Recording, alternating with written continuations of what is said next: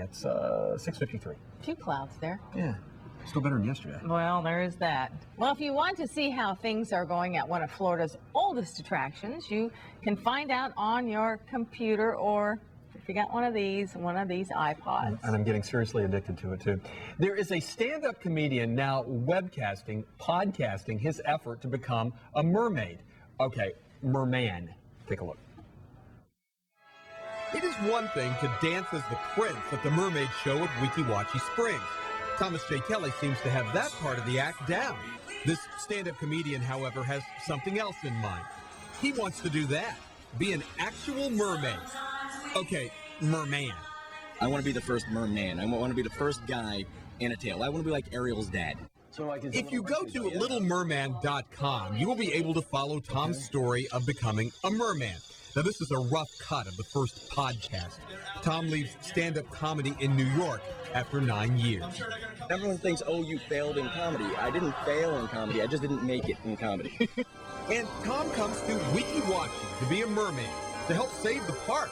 Now, that part of the story is totally true. While performing at a nearby comedy club, Tom discovered Weeki, fell in love with the place, later found out that the attraction was in trouble. One day you see on the front page, Mermaid's about to go out of business. And I'm like, wow, you can't do that. You know, that's the whole point. That's the whole reason. That's the whole fun of going to Florida. And, you know, and then I started following the story for a while. Comedian Thomas J. Kelly wants to save Weeki. TV producer Thomas J. Kelly has something else in mind. The real me wants to turn it into an internet TV show and maybe get us, you know, and maybe I could ride their tails to fame, you know. I got it. I did get it. This is not the first time Weeki has been in the public eye. We came across a 1960s newsreel about the premiere of the Don Knotts movie, The Incredible Mr. Limpet. They had the premiere in the Mermaid Theater. To the present now, and Tom's first day of wearing a tail. We had to remind Tom that he was not the first to do this. Years ago, this reporter donned a tail and tried it. Let's make a comparison. Okay. Yeah, you're way better. He's a sad sight then, isn't he? Yeah, he's pretty sad. And you just picked it up 1, 2, 3, and he needs a little coaching, so we're really riding him pretty hard about it. When you're ready, Truth is, this isn't easy, and Tom's figuring it out.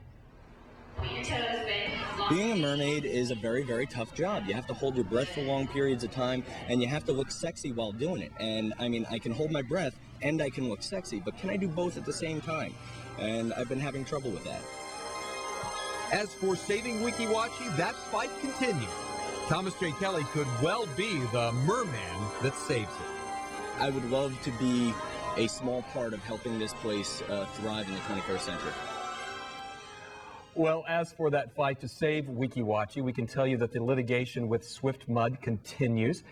And you can follow Thomas J. Kelly's story at littlemerman.com. He's got sort of testing his webcast right now. He's going to start all 13 or so episodes. And we should warn you that it has a bit of a PG rating, but nothing not bad. because Nothing he's in bad. an outfit or anything. No. That wasn't. That's no, just a little bit of language there, but nothing bad. All right. Nothing bad. You guys could do a dual mermaid show. Think? You know, two of you together. You think? You need to take your shirt off, though, next time. Well, maybe you don't. In our next hour, an award show where the winners didn't have much to say.